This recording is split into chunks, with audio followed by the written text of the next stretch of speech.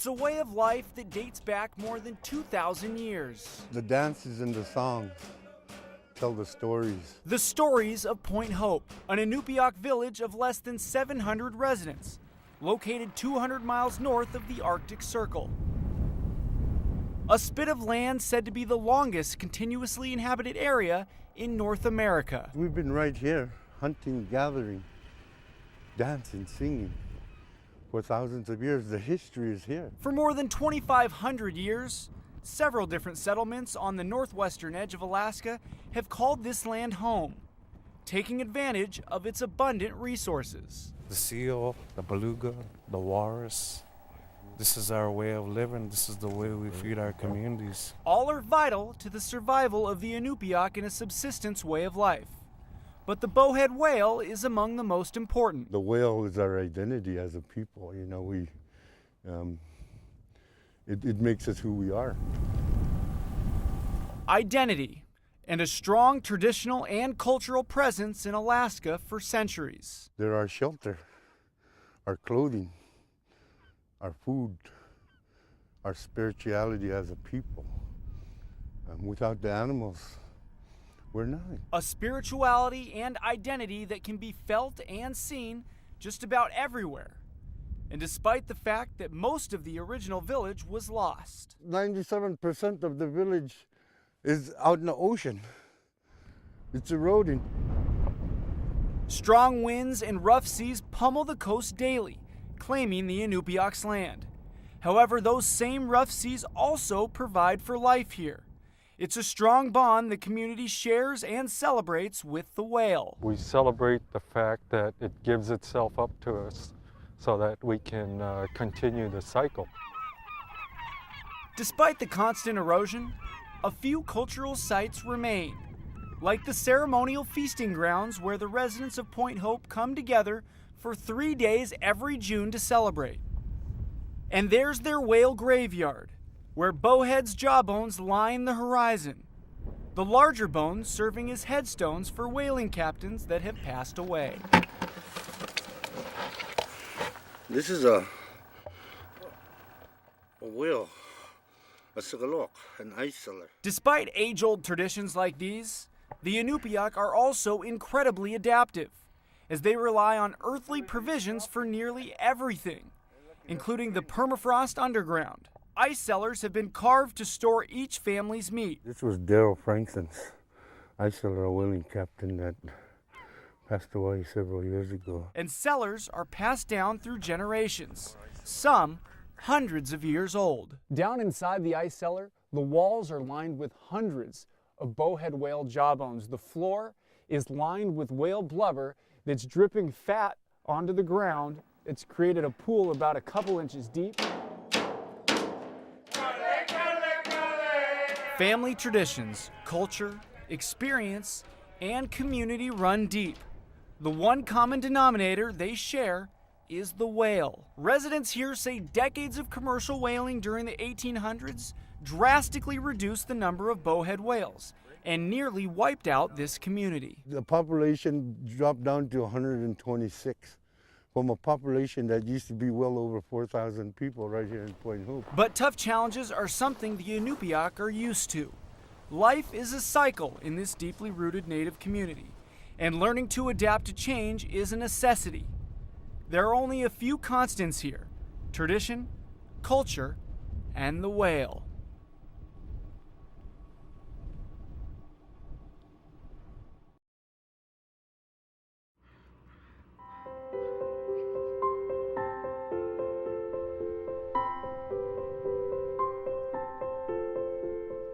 My mom and dad, my brother, my 2 boys, my sister, and her daughter.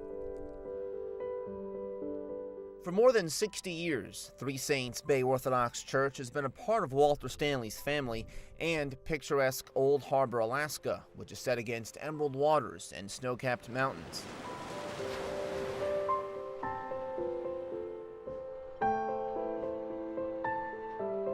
The church's light blue-colored roof and cupolas overlook this fishing village of more than 200 people on Kodiak Island's southeastern shores.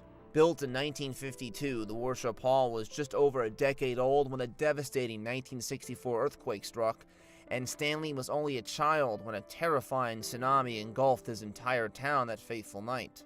Some days like Russian Christmas coming up, standing room only in here. Walter Stanley couldn't tell us much about what some of the symbols inside the church mean, just that it's a place the lifelong Old Harbor resident has worshipped at since he was a child, a place where Alaska's Russian and Alutiiq cultures come together. Built in 1952, Stanley says the worship hall has changed very little since he was a child, even after the devastating quake of '64. It was like jets taking off when we first heard the wave. Villagers knew trouble was brewing when the bay between Sitalitic Island and Old Harbor started to recede away from the town at first. They scrambled for cover on the hillside nearby. It measured at 33 feet. After the tsunami? Yeah, 33 feet. that's how much the tide come in. Our biggest tide used to be 9 foot or 10 foot. It's almost half the fleet. The tsunami claimed the life of only one Old Harbor resident that night, a miraculous reality given the amount of destruction it caused. Stanley won't say if he believes in divine intervention, but Three Saints Bay Orthodox Church was the only building left standing after the massive wave receded. Well, the water was all around the church. Next morning, the caretaker, there was 2 caretakers come in with them. There was a couple candles on the floor, but there was no water in there. Coming, a huge tsunami generated by the tremor. But what the tsunami didn't take away from Three Saints Bay back in 1964, time has. The church's priest left Old Harbor due to health issues. The congregation is now smaller. Stanley worries the church is facing a tidal wave of another sort, a younger, secular generation of residents. With the young age coming up, they don't go to church much, younger people. But the older people come to church. Now a church elder himself, Walter Stanley can't help but to reminisce this time of year. For Simon, Alaska, Adam Pinsker, Channel 2 News.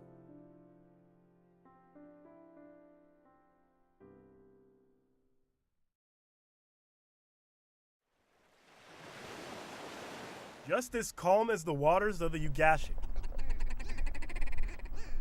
and as sweet as the sounds of ptarmigan, life in the village of Pilot Point can be described as simple. So much freedom here. Full of beauty, full of energy, and full of fun. Lessons are plenty. Pilot Point, located in Bristol Bay, is a community rich in culture and history, from its Russian Orthodox church built in 1899 to its cannery that lasted almost 6 decades. The canneries would bring in a lot of Chinese people to work. A lot of Italians were some of the best fishermen out here. These Alaskans are mainly Aleuts and Eskimos. Learned to hunt and fish and go everywhere in airplanes, everywhere we traveled in airplanes or boats. Who aren't afraid to tell you how they feel I love it. about their home and their own. And we grew up here, went to the school here, and it's been home.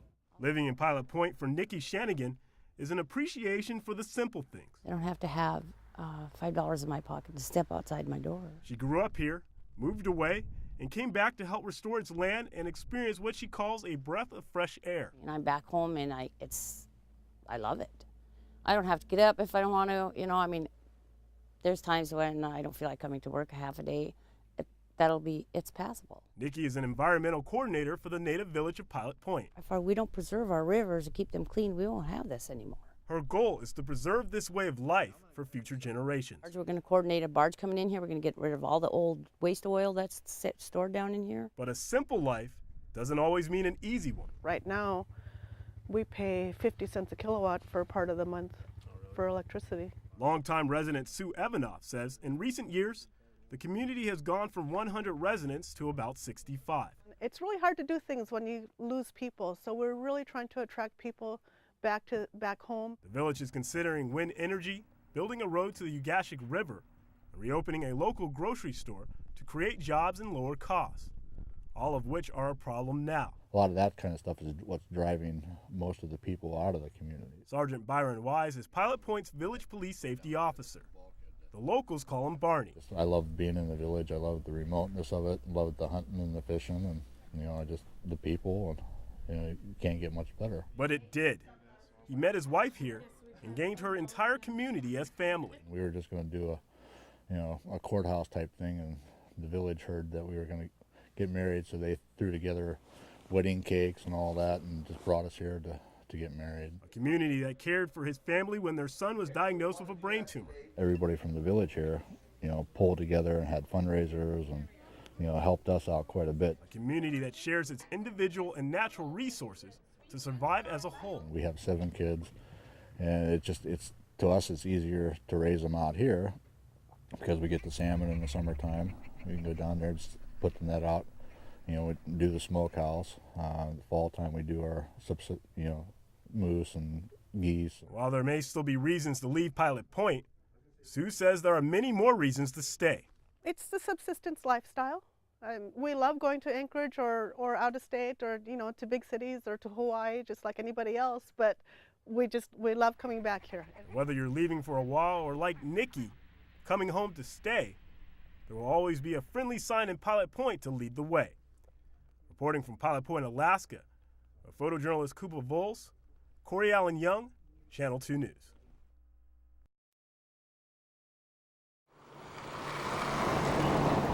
There's nowhere like Barrow, Alaska on the face of the planet. It's a whaling town that sits 320 miles north of the Arctic Circle. And for a few months every year, Barrow experiences nothing but darkness. But with each passing day, spring inches closer. It's hard to explain the feeling that you have. It's beyond description. There's celebration marking brighter days ahead. Renewed enthusiasm in this small town on top of the world. It's like a new beginning. Life has started all over again. Every year, this Inupiat village celebrates the return of the sun and the kickoff of whaling season. It's a festival called Pirayakta, and it has brought the entire community together for decades. It's hard to put into words. It's hard to describe. You have to live and breathe it on a daily basis to appreciate the camaraderie, the closeness of everybody. A celebration centered around the one thing that has sustained this community for generations. We call ourselves people of the whale. The land keeps us going, but the ocean is our garden. That's what sustains our livelihood. That's what we have our identity. We fight. Pirayakta is mostly about having fun. Stuck it! But steeped in tradition is hundreds of years of culture. Whaling, a constant theme throughout the 4-day festival. It means whaling. Games and activities prepare village residents for the spring whaling season, both mentally and physically. It's quite an event. There's also a friendly competition between whaling crews that can only be described as... It's intense. It's intense. Crews compete against friends and family for prizes and bragging rights. Events like umiak racing and harpoon throwing, aiming from a distance of 30 feet. There's tea making. We put the ice in here. And 2x4 races that put teamwork to the test. Left, right, left. It's serious competition, even if the crowd often finds reason to laugh. The competitions bring all the whaling crews together, and yes, they joke around and everything, but the traditional contests are demonstrating their skills as whaling crews. Despite regular below-zero temperatures, the warmth, love, and traditions of this Inupiat village shine brightly. And there is great reason to celebrate, as the much-anticipated whaling season is now on the horizon.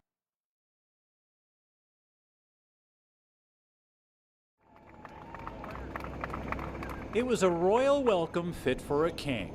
An Alaska Airlines pilot hoists a 32-pound Chinook before a cheering crowd at Seattle SeaTac International Airport. It's a celebration that includes the red carpet treatment as the media records the event. The king wasn't alone on the jet. Also aboard, 24,000 pounds of sockeye salmon destined for Seattle restaurants and grocery stores. For fish retailers Chris Bell and Anders Miller, the arrival of fresh Copper River salmon means big business. People that call up and they'll order a fish, one fish that's $1,000, or some people will order 5 of them, you know what I mean? And they just freeze them, cut them up, freeze them. The first salmon of the season is also big business for Copper River fishermen. Less than 12 hours earlier, they were delivering freshly caught sockeyes and kings to Cordova fish processors. When you stand this fish up and you hold that fish like that, that's what you call a fishing rigger. The first salmon of the season always commands the highest price. $4 for sockeye, and it'll be up over $6 for king salmon, which you know, the market's strong right now for both sockeye and king salmon. For one day's work, fisherman Dia Cruz will earn about $3,000 for his haul of nearly 500 sockeyes. Back in Seattle, Chef John Howie says Copper River salmon will be on his menu this weekend. It's a popular item with his diners. Well, because the river's so cold and so long that the fish put on a lot of weight and a lot of fat before they have to go up the river to spawn. And so that makes them one of the richest, most flavorful salmon you're ever going to have. And as part of this morning's celebration, Chef Howie takes on 3 other Seattle area chefs and a salmon cook-off. Oh my God, Mike, that is incredible. It's a taste of things to come. Seattle won't be the only city in the lower 48 taking delivery of Copper River salmon. In the coming days, Reds and Kings will be delivered to places like Portland, Chicago, and Boston, where the first Alaska salmon of the season are also in big demand. Steve McDonald, Channel 2 News, Seattle.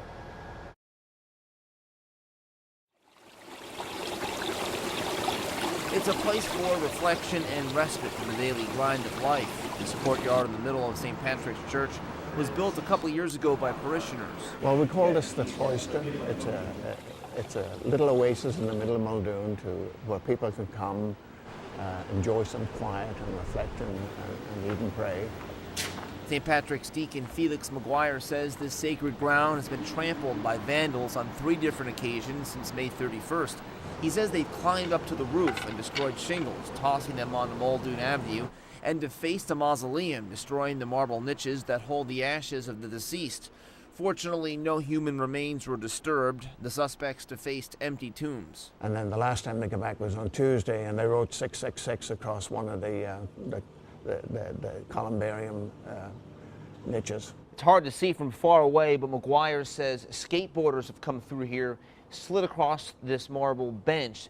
He says the damage is estimated at $5,000 just to replace this entire top part of the bench. And the total price tag for all the vandalism done here, he says, will be about $10,000. Don Arnold's sister is a member of the church. He volunteered to camp out in the parking lot to keep watch over the church last week, and it didn't take long before he had his first encounter with the suspects. I said, hey, come here, guys. I need to talk to you for a minute. Well, one was halfway across the street, and the other one stopped and looked at me and then took off. Arnold says the suspected vandals scattered before the police arrived. Complicating matters is surveillance tape which shows the vandals, who appeared to Arnold to be teens, were all wearing hoodies. They probably think they're having fun, but they are desecrating a cemetery. The other thing is the video that we did get a shot of one of them in particular it was around midnight. And you wonder what a 12 or 13-year-old is doing here at midnight. McGuire says he's not seeking retribution from the culprits. He just wants someone to step up and claim responsibility for ruining what his church worked so hard to build.